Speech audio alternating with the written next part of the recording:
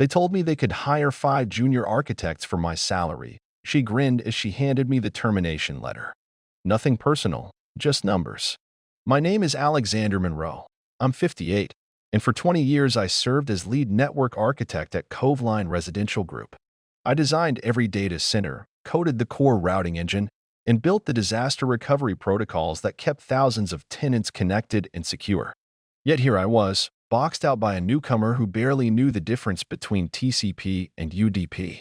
Across the polished glass table sat Brooke Jefferson, the new Chief Information Officer, 35, MBA from Wharton, all flashy PowerPoints and jargon.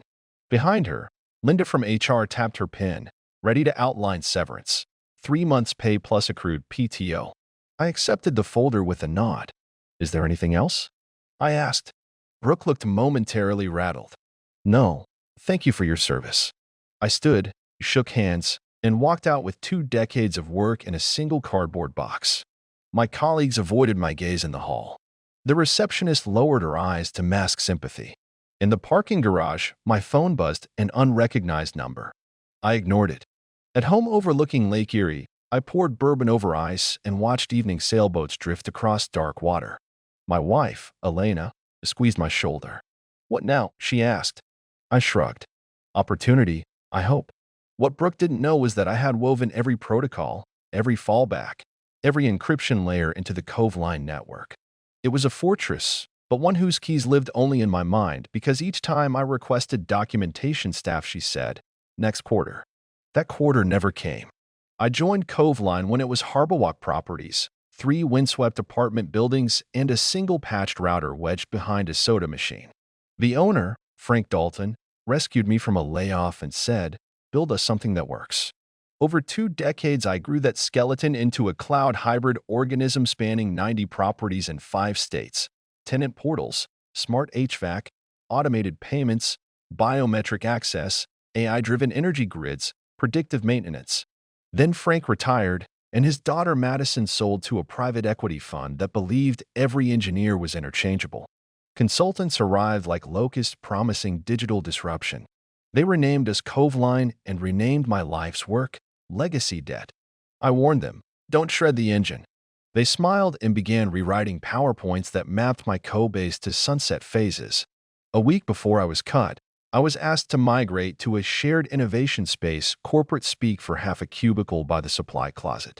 I boxed my memorabilia quietly, a framed photo of the day we hit 1 million tenants online, a circuit board signed by Frank, a plastic seagull trophy labeled Most Uptime, 2013. As I carried it out, the junior analysts avoided eye contact. They knew I was history, they just didn't know whose future I would become. 10 days after termination, my phone rang. Brooke, Alex, we have a critical failure in the tenant portal. Juniors can't debug your modules. Could you consult? I deleted the voicemail. 3 more calls, voice trembling. By dusk, my former sysadmin, Priya Patel, texted, backup stuck, payment queue corrupt, HVAC locks frozen on max. Residents angry. I sipped bourbon and opened a window to feel the October lake wind. Let them sweat. At dawn of day, for an email slid into my inbox from Skyline Living Solutions, Coveline's fiercest competitor. We admire what you built. Interested in coffee? I answered yes. Brooke arrived unannounced that afternoon, eyes ringed with exhaustion, suit jacket creased. We're down. Everything's down. Board wants your help. Name your price. I thanked her, closed the door, and returned to a chess game with Elena. She moved her queen. Feels good? She asked. Feels fair, I said, capturing her rook. Skyline's CTO, Marcus Green, met me in a quiet cafe at sunrise. He slid a napkin across the table, equity, creative control, 25% above my old salary, and an ironclad clause, full autonomy. I signed before the coffee cooled. Meanwhile, Coveline spiraled. Priya's texts became hourly bulletins. Payment API crashed again. Legal fears breach. Board meltdown live. Brooke left a voicemail threatening non-compete litigation. I replied calmly, you own code. You fired experience. I retain both memory and freedom. Click. I assembled my squad. Priya on databases, Rowan Ellis on networks, Mia Chun on DevOps, plus 3 juniors with eyes like sparklers. We documented every line, built CI/CD pipelines, containerized modules, wrote runbooks, staged blue-green releases, and rehearsed failovers like fire drills. We named our servers after jazz legends because music never crashes. 2 months later, Skyline unveiled its tenant portal. Beta users hammered it with synthetic traffic equal to a hurricane weekend. The system yawned and smiled. Zero downtime. We celebrated with midnight pierogi and root beer floats in the server room. Music loud enough to make the LEDs shimmy. News traveled. Coveline's crown jewel client, Seaside Towers, threatened to terminate unless stability was restored within 72 hours. Their contract demanded 99.99 uptime. Brooks' team couldn't even SSH into half the switches. Skyline offered Seaside a migration so elegant it felt like teleportation. They accepted. I was summoned to a secret boardroom on the 39th floor of Skyline's glass tower. Marcus, legal counsel, and 2 investment bankers briefed me. Seaside's defection triggers a debt covenant. Coveline is ripe for acquisition.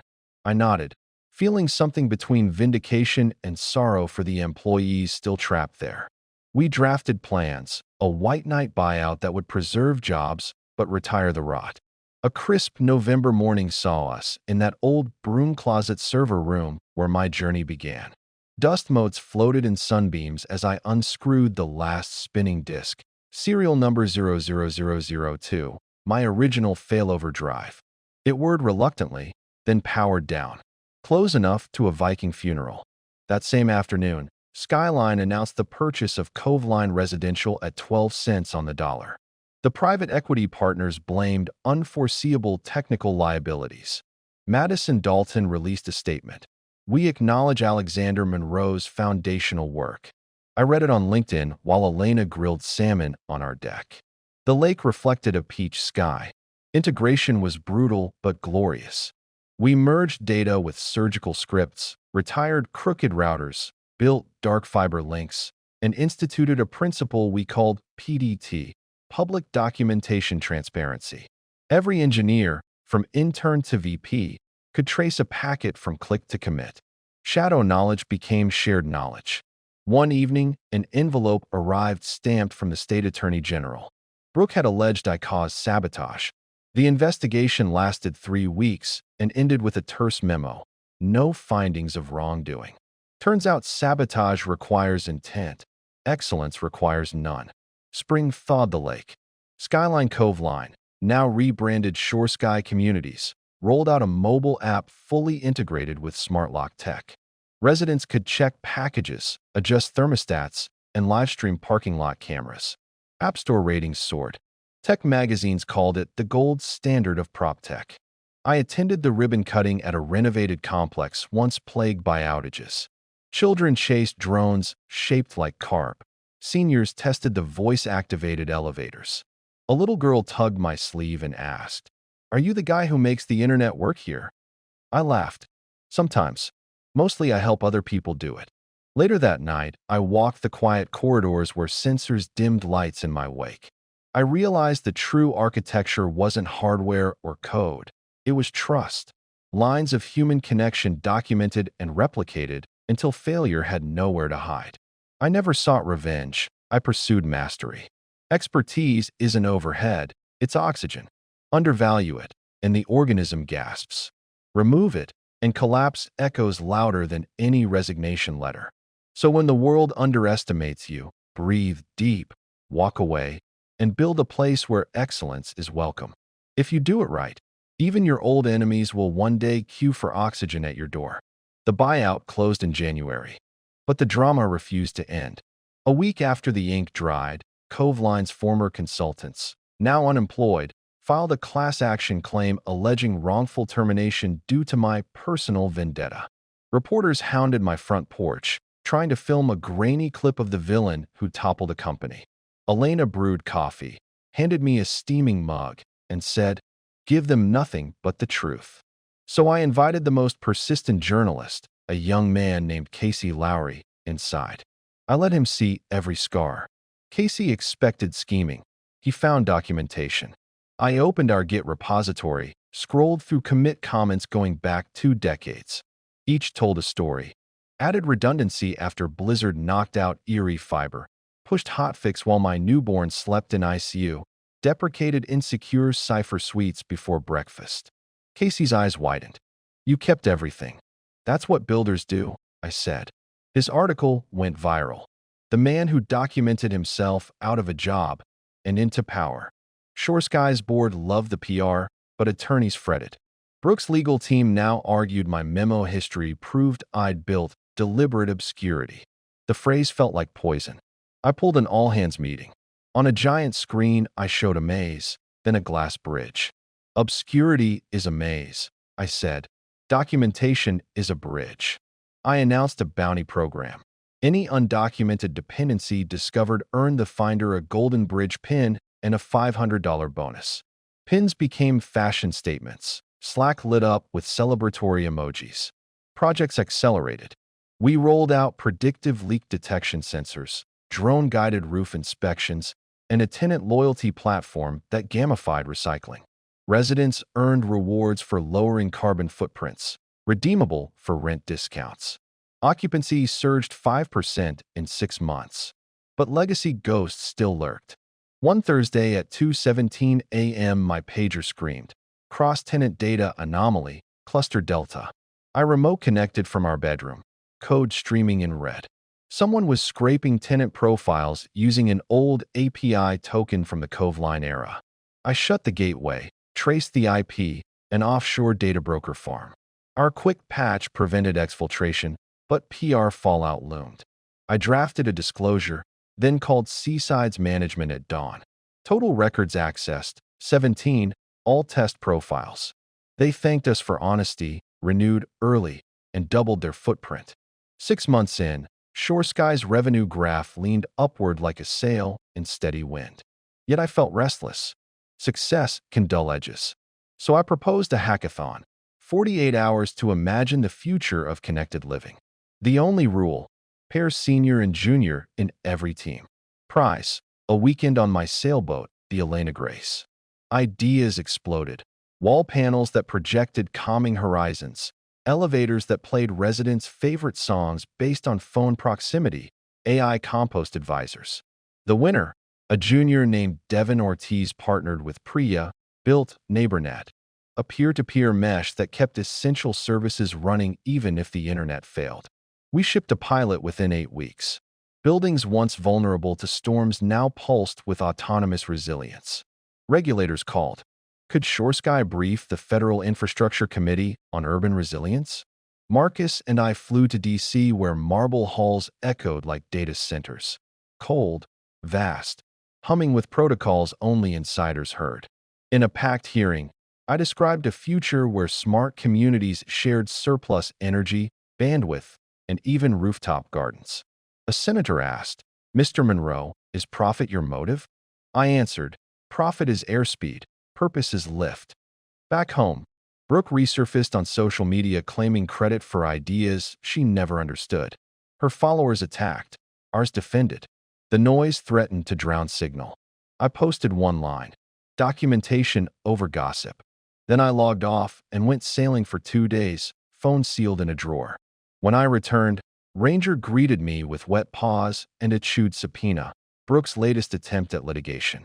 The judge dismissed it before I could iron my shirt. Year 1 closed with Shore Sky winning the National Tech Humanist Award. The gala glittered. Elena's dress caught every chandelier's sparkle. In my speech, I thanked the unseen night shift ops. Cable runners, the janitor who found a rogue switch emitting heat and flagged it. I ended with a story. My father, an electrician, taught me circuits for conversations. Break a conversation, and the dark rushes in. Keep the dialogue alive, and cities sing. The audience rose in ovation. I noticed tears in Marcus's eyes. Still, ambition gnawed. I envisioned a research lab where apartment walls could reconfigure RF signatures to blanket dead zones, where predictive AI could sense loneliness and occupancy patterns and prompt community outreach, where 3D printed gutter drones prevented ice dams. The board hesitated, costs high, returns uncertain. I drafted a white paper titled, Investing in the Impossible. It outlined ROI and human flourishing metrics, reduced emergency calls, lower insurance, tenant retention through well-being. Unanimous approval followed. We leased a derelict steel mill on the lakeshore. Engineers spray-painted murals of auroras across rusty beams. We named it the Foundry because that's where ores become engines. Day 1 we built a miniature city block, complete with weather towers and simulated traffic. Night 1 we played hide-and-seek with service robots. Laughter echoed against iron ceilings. During a thunderstorm, the Foundry lost grid power. Generators hiccuped. Everybody held breath. NeighborNet lit up. Battery walls shared charge. Microturbines spun. Lights flickered once, stabilized. We cheered so loud the roof echoed like timpani. I thought of Frank Dalton and wondered if he would recognize this child of Harbawalk. I hoped he would. News reached tech giants. One offered a partnership. Another offered to buy us outright. We declined. Independence was our firewall. Then came the avalanche offer. 50 buildings from Pacific Vista Realty, all plagued by legacy systems worse than Cove Lines ever were. Migrating them would be like fixing a car while racing it across the desert. I called a team meeting on the Foundry's mezzanine, above whirring drones. Eyes open, I said. This is the next summit. We climb together or not at all. No one looked away. We phased migration in layers. Identity, payments, security, amenities. Priya wrote a script that visualized risk as a color pulse through digital floor plans. If a service skewed red, engineers swarmed like antibodies. Nights blurred into dawn scented with espresso and solder. Elena sent care packages labeled Eat, Human. Mid-project, a ransomware gang hit Pacific Vista's old mail server. They demanded $10 million in Bitcoin. Our team had already isolated that subnet in a canary segment. The infection died on arrival. We used the incident to justify rolling out NeighborNet campus-wide. Clients who once penny-pinched now begged for upgrades. At launch, the integration dashboard pulsed green across 5 time zones. I sat in silence, remembering the supply closet cubicle. I messaged Brooke. Ever wonder how many juniors equal one architect who teaches?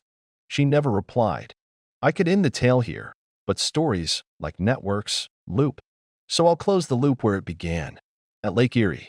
On the 20th anniversary of my first day at Harbawalk, I stood on the pier with a new hire, Zoe Lang, age 21, fresh from community college, curious, nervous, brilliant. I handed her that original failover drive. You don't need this, I said, but hold it and remember why we designed for failure. She cradled it like a relic. Waves slapped pylons. Seagulls barked hollow laughter. I felt peace. Now Shore Sky spans 200 properties, 40,000 homes, and 15 research grants. Yet every fortnight I code review at least one pull request. It keeps my edges sharp, my humility sharper. If the CEO must guess at a variable name, we're already in trouble. I never plotted revenge. I built bridges, burned none, and let economics light the way. When people undervalue you, don't argue, demonstrate. When systems fail, design better ones. When doors close, write your own keys. The universe respects craftsmanship.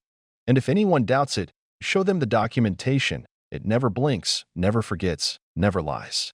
Epilogue isn't the right word, but let me offer a late-night footnote. Last Tuesday, a letter arrived addressed to my sailboat. Inside was a single sheet, Brooke's resignation announcement from her new firm, along with a handwritten line, "You were right about oxygen." I folded it into a paper airplane and launched it over the lake. Wind lifted it, then dropped it gently onto the water. No fanfare, just ripples. Afterward, I walked below deck and opened Shore Sky's public status page. Uptime, 365 days, 0 hours, 00 minutes. I closed the laptop. Some numbers matter more than others. As I write this, dawn bleeds pink across Erie. Elena sleeps below, Ranger guards the hatch, and the town stirs with Monday ambition. Somewhere a junior engineer will open documentation I wrote at 2 in the morning, nod, and push code that will outlive me. That thought feels better than any corner office ever could. So here's my final message to whoever finds this log. Guard your curiosity. Sharpen it against challenge. When someone says you're too expensive, understand they're pricing ignorance at 0. And if you were ever told that 5 juniors can replace you, smile, wish them luck, and remember which way the exit is, because excellence travels light, and the next horizon is already waiting. Postscript for the archivists. Below is a ledger of items I carried out of Cove Line on that last day and what became of them. Framed photo of 1 million tenant milestone. Now hangs in the foundry's entrance. Inscription amended by Priya. Multiply by 10. Seagull Uptime Trophy, polished and embedded into the base of NeighborNet's first outdoor node. The node chirps thrice at midnight in honor of unattended resilience. Circuit board signed by Frank Dalton, mounted on a plexiglass plaque with QR code linking to a time-lapse of our very first server rack being dismantled, wires curling like autumn vines before being recycled into art.